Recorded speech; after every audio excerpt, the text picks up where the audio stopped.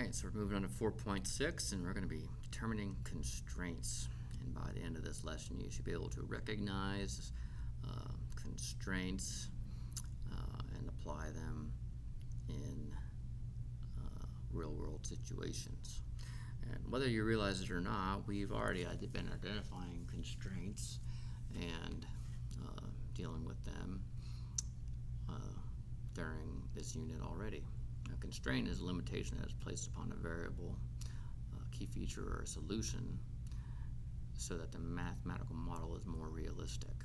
So if you think about the example we had in 4.5, we talked about a fitness gym, and it gave us a member, like an equation that told us the amount of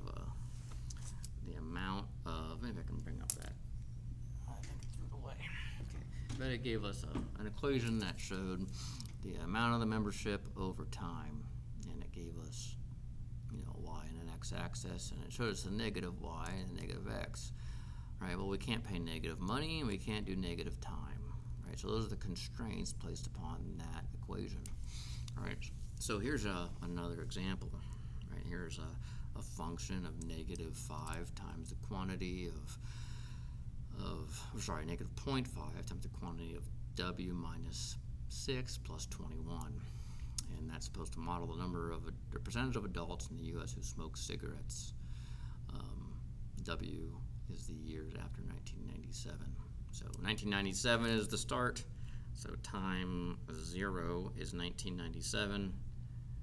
And then any W after that is times after 1997. So W, if W was 10, it would be 2007, right? So that's what's going on here. So if W is 10, if W is 0, or if W is 1, excuse me, if W is, well, I guess, yeah, if W is 0, it would be 1997. If W is 1, it would be 1998, and so on and so forth. That's a really bad W. Added W. Okay. Right. An immediate constraint on this thing. I can't have like I can't have like a negative 1, right? Because I didn't have any data for that. Right. This is talking about the after 1997. Right. They don't have data for before 1997. So first thing we really need to do here is change this into a better y equals mx plus b format, and identify the dependent and independent variables for this function. Right? This is just another way to write a y and an mx plus b. Right? Remember, the horizontal is my x and my independent variable. Right? So this is my x. Right? Or also my w, right? And this is my s sub w, or also my y. Okay, so this is my dependent, and this is my independent. So this is my input of the function, and this is my resulting output. My dependent variable and my independent variable. This changes, thus causing a change in this. Okay. So anyway, let me go ahead and rearrange this equation, or simplify this equation. So S of W equals negative 0.5 times W minus 6 plus 21. Right? So that's what we got going on right here. So we have to distribute that negative 0.5 into the W and the 6. So we have, let's just call that 1/2, or 0.5 W of the negative type. Negative times a negative is a positive. 0.5 times negative 6 is 3. Then plus 21. This combines to make a 24.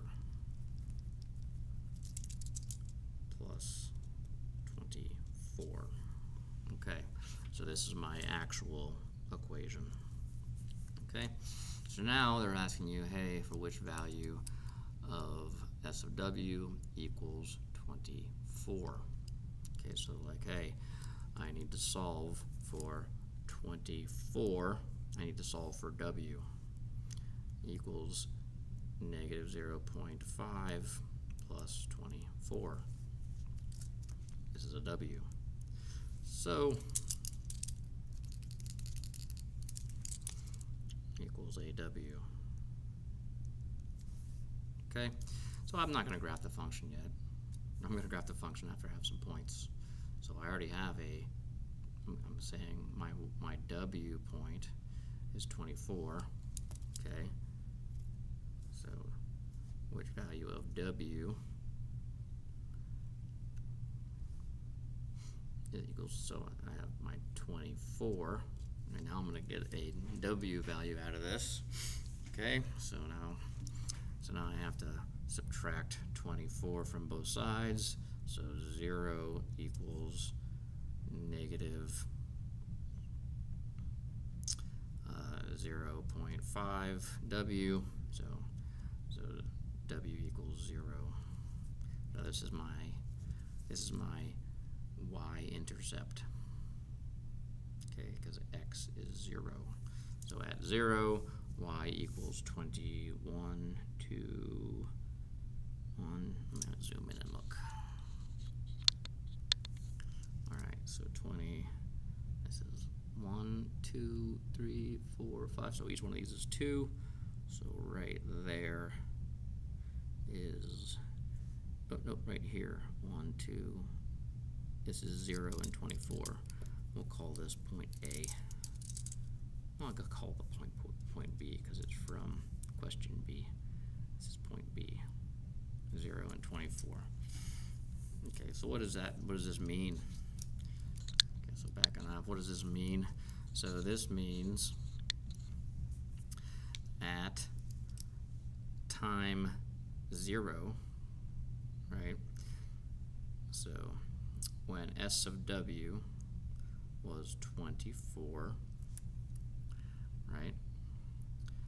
So when W was 0, so at 1997, 27% of American adults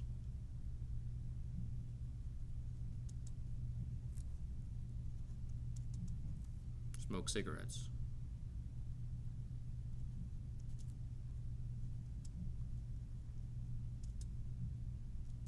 That's my y-intercept, right? So that makes sense. So if I plugged in a 0, if I plugged in a 0 into this equation, right, I would get 24, which makes sense. That's my y-intercept. Okay, so now, what is the name of the key feature? Surrounded as y-intercept. Y-inter-CPT. Okay, let's rewrite this in slope-intercept form. Well, we already did. We already did that. It's y, or S of W equals negative 0.5 W plus 24. And we already did that. It's S of W equals 24. Yeah, so we already did that. That was pretty easy. So in terms of S of W, interpret to get the context. Well, we already did that. That is what that means. Okay, what key feature is S of W? Equals 0. That's the same thing. That's the same thing as that. Same Z's. Alright, so use the graph to determine the year that smokers will be 14%. Alright, so 14% is like right here. Well, the output is 14%, right here. I guess we have to graph a line. S of W is 0.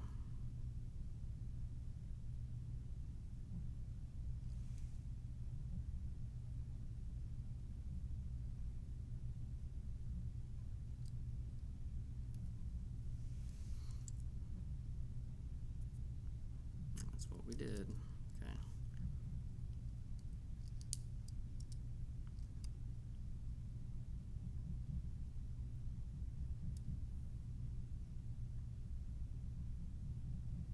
Oh wait, this is different.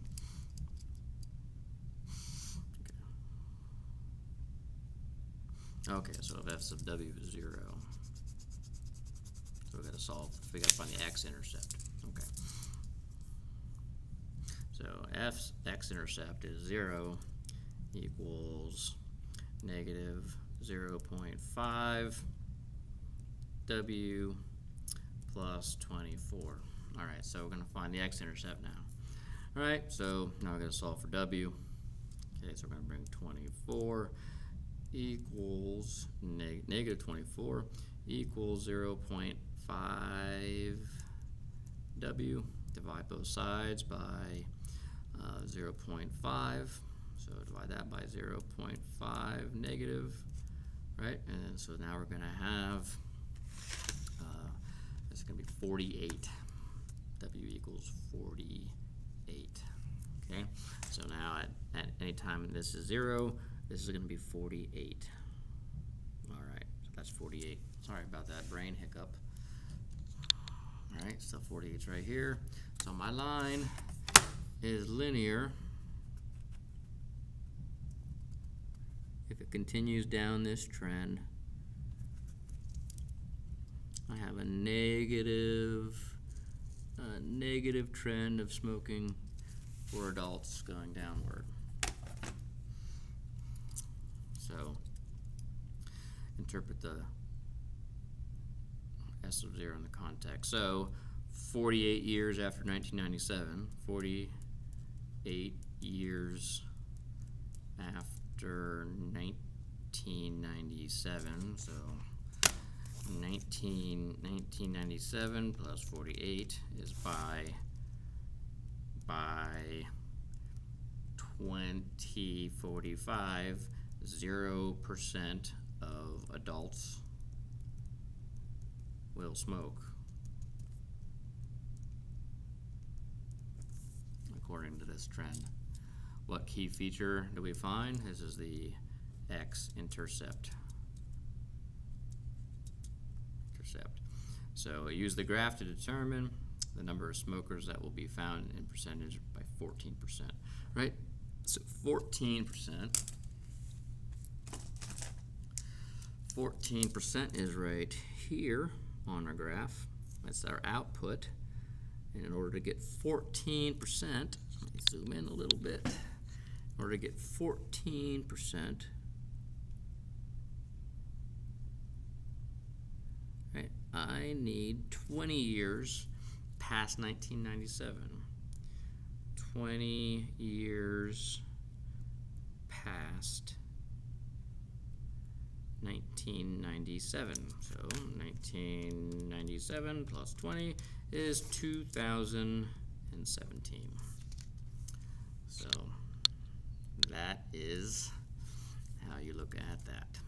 Okay, so like right now, this is let's see, we're 2024 minus 1997. It's been 27 years, so it's like right here.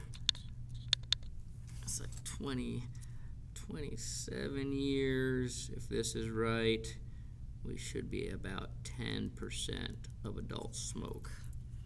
About 10%, according to this graph. 10% of adults are smokers, according to this graph. So, all right, if the trend continues, I bet it's probably more like this. I bet it's more like that. So anyway, I hope that this made sense. Sorry about that little hiccup there for a second. I misread the question. And if you have any questions about this, please let me know.